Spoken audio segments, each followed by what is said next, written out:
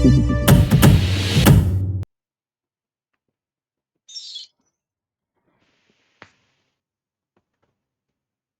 दोस्त के आंगन में इस साल बैंगन फल आए हैं।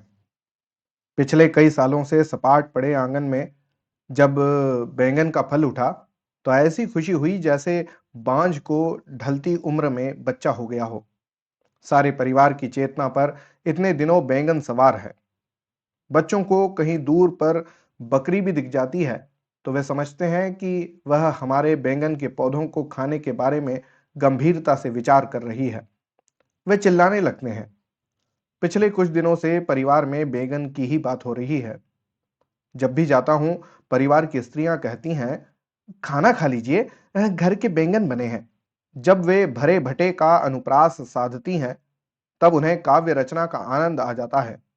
मेरा मित्र भी बैठक से चिल्लाता है, अरे भाई, बैंगन बने हैं कि नहीं?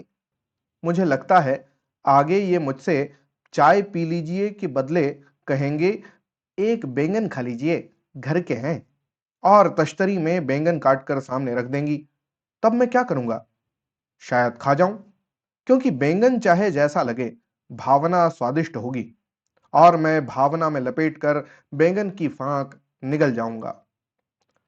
ये बैंगन घर के हैं और घर की चीज का गर्व विशेष होता है। अगर वह चीज घर में ही बनाई गई हो तो निर्माण का गर्व उसमें और जुड़ जाता है। मैंने देखा है, इस घर के बैंगन का गर्व स्त्रियों को ज्यादा है। घर और आंगन में जो है वह स्त्री के गर्व के क्षेत्र में आता है। इधर बोलचाल में पत्नी को मकान कहा जाता है। उस दिन मेरा दोस्त दूसरे दोस्त को सपत्नीक भोजन के लिए निमंत्रित कर रहा था। उसने पूछा, हाँ, यह तो बताइए, आपका मकान गोश्त खाता है या नहीं? पत्नी अगर मकान कही जाती है तो पति को चौराहा कहलाना चाहिए। दोनों की पत्नियां जब मिलें तो एक का मकान दूसरे के मकान से पूछ सकता है, बहन, तुम्हारा चौराहा शराब पीता है या नहीं? लोग पान से लेकर बीवी तक घर की रखते हैं। इसमें बड़ा गर्व है और बड़ी सुविधा है। जी चाहा तब पान लगाकर खा लिया और जी हुआ तब पत्नी से लड़कर जीवन के कुछ क्षण सार्थक कर लिए। कुछ लोग मूर्ख भी घर के रखते हैं और मेरे एक परिचित तो जुआरी भी घर के रखते हैं। दीपावली पर अपने बेटों के साथ बैठकर जुआ खेल लेते हैं। कहते हैं, भगवान की दया से अपने 4 बेटे हैं, सो घर में ही जुआ खेल लेते हैं। घर की चीज आपत्ति से भी परे होती है। आदम स्वर्ग से इसलिए निकाला गया कि उसने दूसरे के बगीचे का सेब खा लिया था। माना कि वह बगीचा ईश्वर का था, पर फिर भी पराया था। अगर वह सेब उसके अपने बगीचे का होता तो वह एतराज करने वाले से कह देता, हाँ हाँ खाया, तो अपने बगीचे का खाया, तुम्हारा क्या खा लिया? विश्वामित्र का वैसा मामला अगर घर की औरत से होता तो तपस्या भंग न होती। वे कह देते, हाँ जी हुआ, मगर वह हमारी औरत है, तुम पूछने वाले कौन होते हो? अगर कोई अपनी स्त्री को पीट रहा हो और पड़ोसी उसे रोके तो वह कैसे विश्वास से कह देता है, वह हमारी औरत है, हम चाहे उसे पीटें चाहे मार डालें, तुम्हें बीच में बोलने का क्या हक है जी? ठीक कहता है वह। जब वह कद्दू काटता है तब कोई ऐतराज नहीं करता, तो औरत को पीटने पर क्यों ऐतराज करते हैं? जैसा कद्दू वैसी औरत, दोनों उसके घर के हैं। घर की चीज में यही निश्चिंतता है, उसमें मजा भी विशेष है। ये बैंगन चाहे बाजार के बैंगन से घटिया हों, पर लगते अच्छे स्वादिष्ट हैं। घर के हैं ना। मैंने लोगों को भयंकर कर्कशा को भी प्यार करते देखा है, क्योंकि वह घर की औरत है। वैसे मुझे यह आशा नहीं थी कि यह मेरा दोस्त कभी आंगन में बैंगन का पौधा लगाएगा। कई सालों से आंगन सूना था, मगर मैं सोचता था चाहे देर से खिले, पर इस आंगन में गुलाब, चंपा और चमेली के फूल ही खिलेंगे। बैंगन और भिंडी जैसे भौंडे पौधों को वह आंगन में नहीं जमने देगा। पर इस साल जो नहीं होना था वही हो गया। बैंगन लग गया और यह रुचि से खाया भी जाने लगा। मेरे विश्वास को यह दोस्त कैसे धोखा दे गया? उसने शायद घबरा कर बैंगन लगा लिया। बहुत लोगों के साथ ऐसा हो जाता है। गुलाब लगाने के इंतजार में साल गुजरते रहते हैं और फिर घबराकर आंगन में बैंगन या भिंडी लगा लेते हैं। मेरे परिचित ने इसी तरह अभी एक शादी की है, गुलाब के इंतजार से ऊब कर बैंगन लगा लिया है। लेकिन इस मित्र की सौंदर्य चेतना पर मुझे भरोसा था। न जाने कैसे उसके पेट से सौंदर्य चेतना प्रकट हो गई। आगे हो सकता है वह बेकरी को स्थापत्य कला का श्रेष्ठ नमूना मानने लगे और तंदूरी रोटी की भट्टी में उसे अजंता के गुफा चित्र नजर आए। इसे मैं बर्दाश्त कर लेता। बर्दाश्त तब नहीं हुआ जब परिवार की एक तरुणी ने भी कहा, अच्छा तो है, बैंगन खाए भी जा सकते हैं। मैंने सोचा, हो गया सत्यानाश। सौंदर्य, कोमलता और भावना का दिवाला पिट गया। सुंदरी गुलाब से ज्यादा बैंगन को पसंद करने लगी। मैंने कहा, देवी, तू क्या उसी फूल को सुंदर मानती है जिसमें से आगे चलकर आधा किलो सब्जी निकल आए? तेरी जाति कदम्ब के नीचे खड़ी होने वाली है, परंतु शायद हाथ में बांस लेकर कटहल के नीचे खड़ी होगी। पुष्पलता और कद्दू की लता में क्या तू कोई फर्क नहीं समझती? तू क्या वंशी से चूल्हा फूंकेगी और क्या वीणा के भीतर नमक मिर्च रखेगी?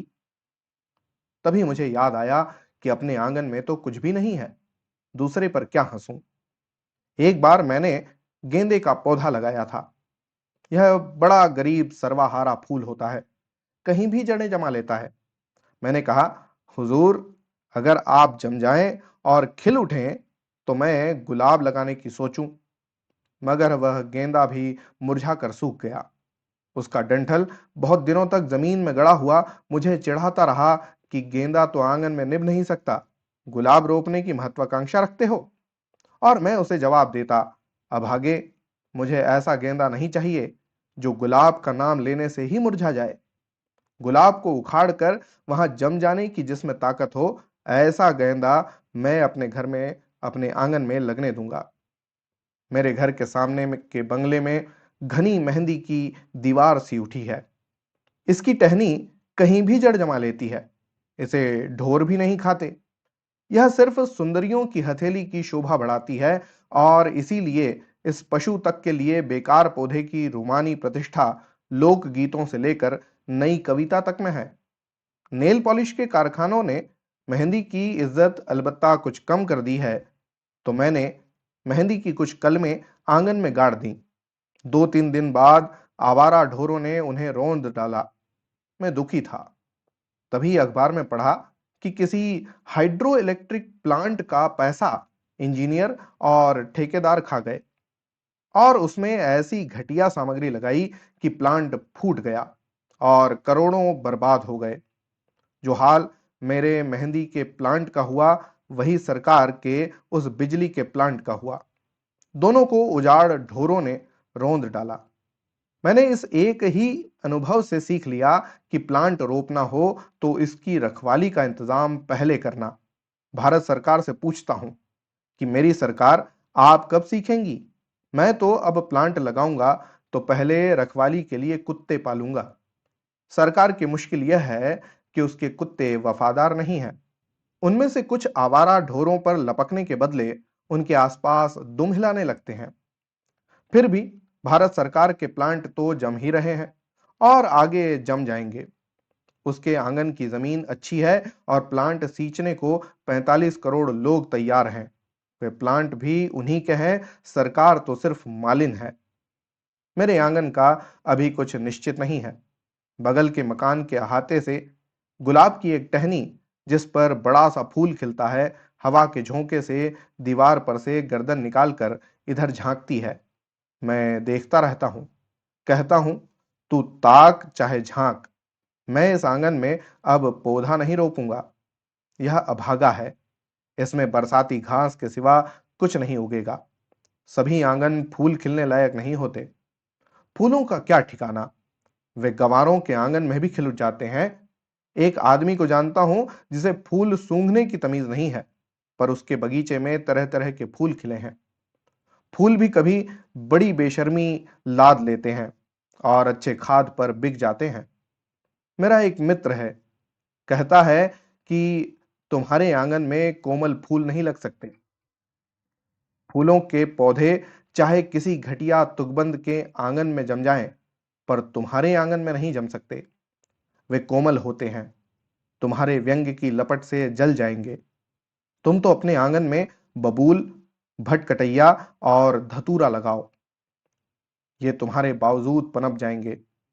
फिर देखना कौन किसे चुभता है, तुम बबूल को या बबूल तुम्हें। कौन किसे बेहोश करता है, धतूरा तुम्हें या तुम धतूरे को। कमाल लिखते हैं परसाई।